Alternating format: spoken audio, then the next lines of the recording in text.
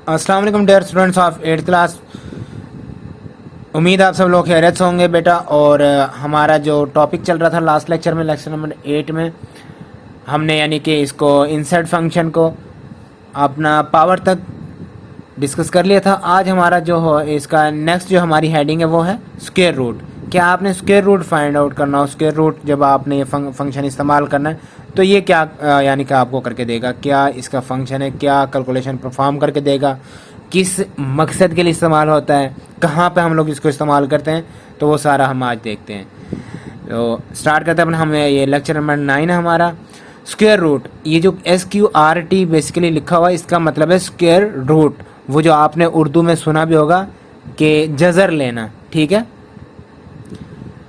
Square root basically हमारे पास जो होता है, ये वाला साइन तो आप सबने तकरीबन देखा होगा, ये होता है स्क्वायर रूट का हमारा जो यानी कि सिंबल होता है, ठीक है।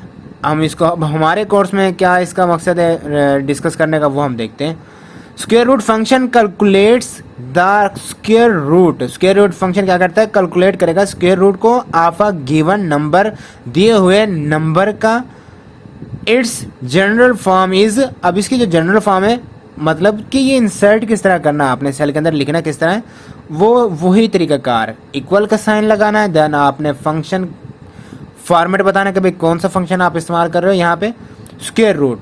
और स्क्वायर रूट के बाद आर्गूमेंट में आपने वो नंबर देना जिसका आप स्क्वायर रूट फाइंड आउट करना चाहते हो। स्क्वायर रूट में हमारे पास एक ही नंबर होगा जिसका हम यानी कि स्क्वायर रूट फाइंड करेंगे।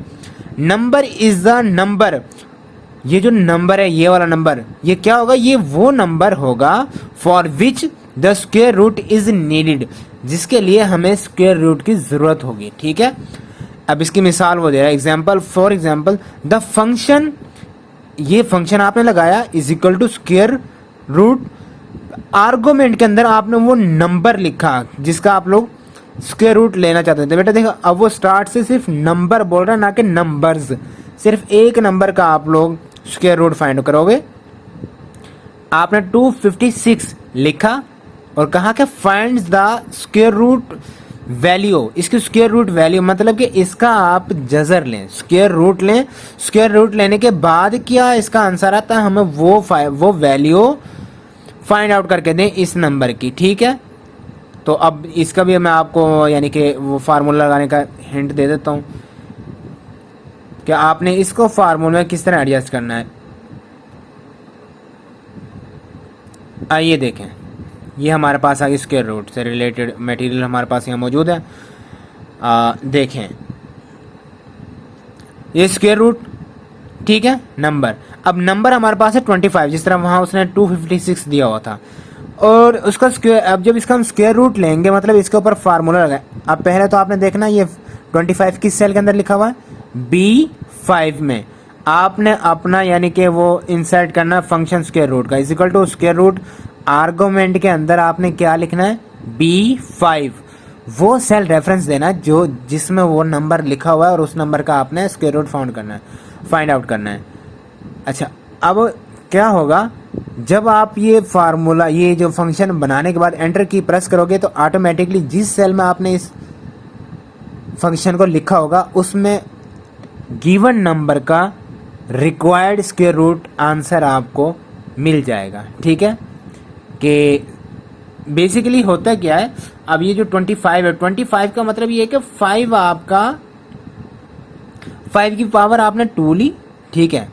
तो 2 टाइम्स, दो चीज़ें दो बार यानी कि एक ही चीज़ 2 टाइम्स लिखी हुई होगी, उसको आपने अगर आप उसके ऊपर पावर फॉर्म में लेकर उसको लिखोगे, जिस तरह आप 5 के ऊपर 2 पावर हम ले लें तो वो क्या होगा, वो 25 हो जाएगा, फाइनल आंसर आएगा। और जब हम 25 का हम लेंगे स्क्वायर रूट तो हमारे पास आंसर आ जाएगा 5, मतलब 5 की पावर ली 2 तो 25, और 25 की जब स्क्वायर रूट आपने किया, जजर लिया उसका, तो जवाब आपके पास आ गया 5।